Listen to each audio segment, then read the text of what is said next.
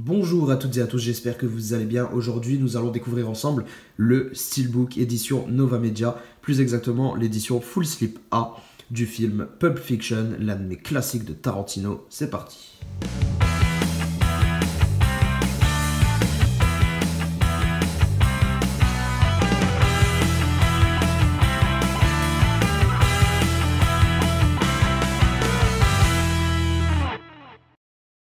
J'espère que Nova Media vont continuer sur cette lancée de nous sortir des Tarantino, parce qu'il y a notamment quelques titres que j'aimerais voir sortir, hein, notamment Boulevard de la Mort, des titres un petit peu moins populaires que Pulp Fiction et Reservoir Dogs et les Kill Bill, etc.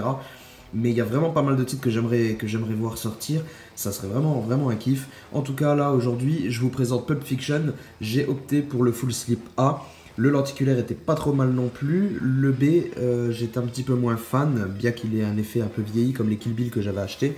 Mais je sais pas, là je me suis porté plutôt vers celui-ci parce que j'ai beaucoup aimé les visuels choisis qui viennent d'un artiste qui s'appelle Gabriel Tetoro, je crois, si je me trompe pas, qui est un dessinateur digital comme on appelle. Donc voilà, il dessine sur ordinateur et il est fan de cinéma et il a des réalisations vraiment très jolies.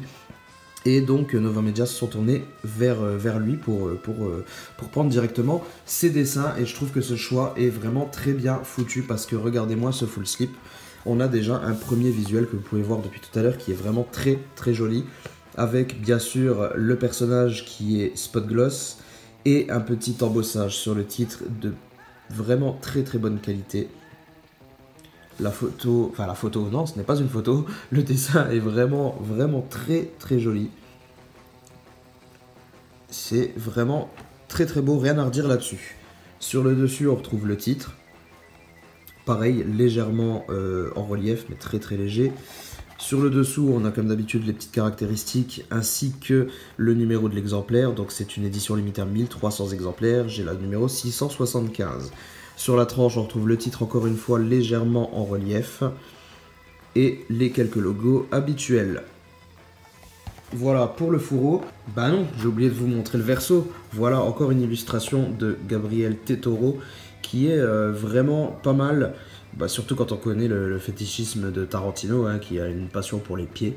Donc voilà, ce visuel a été très bien choisi. On retrouve également Pulp Fiction légèrement en relief avec les crédits également en dorure, ça rend vraiment très beau, et du coup les crédits ne font même pas tâche parce que c'est ultra soigné même jusqu'au crédit. Donc non, j'approuve vraiment ce visuel, en tout cas pour ce fourreau.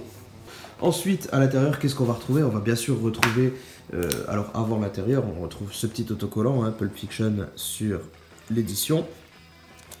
À l'intérieur, on retrouvera ce petit livret, encore une fois semi-rigide, hein, chez eux.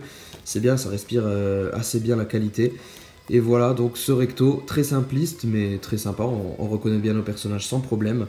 Pareil pour l'arrière, avec petite scène emblématique, hein, le petit logo Nova Media. À l'avant, bien sûr, le titre aussi. Hein. Et à l'intérieur, pas mal de petites photos. Pas mal de petites photos de qualité plutôt convenable, même si y a quand même du grain. Hein. Bon, c'est un film qui n'est plus tout jeune. Hein. C'est plus tout jeune. Dommage qu'il n'y ait pas une traduction anglaise sur le texte. Bien que j'avoue que je n'ai jamais feuilleté tous mes bouquins. Ah bah tiens, si, j'ai une traduction anglaise. Donc on doit avoir la moitié. Ouais, on a la moitié qui est en anglais. Ça, c'est cool. Voilà, de belles petites photos à feuilleter à l'occasion. Ensuite, on retrouve traditionnellement une petite pochette avec à l'intérieur quelques photos. Alors, les voici. Encore une fois, la qualité est sympa, mais sans plus. On a quand même pas mal de grains dans l'image. Le papier n'est pas brillant, c'est entièrement mat, mais elle reste quand même de qualité raisonnable. Hein. Pas de souci de ce côté. Voilà. Et au verso, nous retrouvons ce visuel sur chaque photo. Ainsi que quelques petites cartes, comme vous pouvez voir, avec nos acteurs, chaque acteur. J'aime bien ces petites cartes avec effet un peu vintage là. C'est super classe. Et de l'autre côté, nous avons ce visu. Donc les cartes, elles, sont bien brillantes. Donc là, la finition est au rendez-vous. J'aime beaucoup. Et maintenant, on passe donc au Steelbook. Le Steelbook, lui, alors, ils n'ont pas pris énormément de risques. Hein. Au début, ça m'a un petit peu déçu, je dois bien l'avouer. Le voici, le voilà. Ils ont repris l'affiche du film. Alors, bien que j'adore l'idée, parce que j'aime beaucoup cette affiche de film, qui représente un petit peu une publicité d'époque. J'aime beaucoup cette affiche, donc ce choix de visuel, mais je m'attendais peut-être à quelque chose d'autre quand même. Il y avait moyen de faire peut-être autre chose, notamment quand ils avaient proposé des maquettes, il n'y avait pas le nom des acteurs et ça rendait beaucoup mieux, donc j'aurais bien aimé qu'il n'y soit pas, mais globalement j'en suis quand même assez satisfait, il n'y a pas de problème. Hein. On a un ensemble qui est bien sûr verni, avec un effet comme sur l'affiche originale, un peu usé, hein, de la plaque métal, voilà. Vous inquiétez pas, ce ne sont pas des rayures. Voilà, quelques reflets métalliques sont à noter quand même, donc dans justement tout ce qui est abîmé, hein, pour faire ressortir le métal. Voilà, sinon, finition entièrement glossy. Sur la tranche, on retrouve le titre, tout simplement les deux petits logos en rouge, Blu-ray et Nova. Et au verso, par contre, on a le droit à une scène emblématique, à la scène de la danse, hein, dans le café. Là, pour le coup, la qualité de la photo est très très bonne, je trouve. Pour une capture, je trouve que c'est vraiment, vraiment pas mal. Il faut vraiment bien zoomer sur les visages pour déceler une petite perte de qualité, mais sinon, c'est vraiment très très propre. Et donc, en vue d'ensemble, on obtient ceci. Je suis plutôt satisfait que sur ce verso, on n'ait aucun texte polluant. Ça, c'est vraiment cool. Et je note qu'il est quand même très très sympa, ce steelbook. Du moins, à l'extérieur. Ensuite, à l'intérieur, niveau disque, nous avons le premier avec une sérigraphie, encore une fois, pendant leur chorégraphie. Hein. Sérigraphie au top, elle est bien visible. Le titre aussi. Les logos sont bien discrets en dessous. Donc ça, rien à redire là-dessus. Ensuite, le second disque, le voici. Pareil, il me fallait cette photo quelque part sur le steelbook. Et bah écoutez, on la retrouve sur le disque numéro 2, ce qui est vraiment pas mal. Encore une fois, les logos sont assez discrets. Donc ça fonctionne bien pour moi.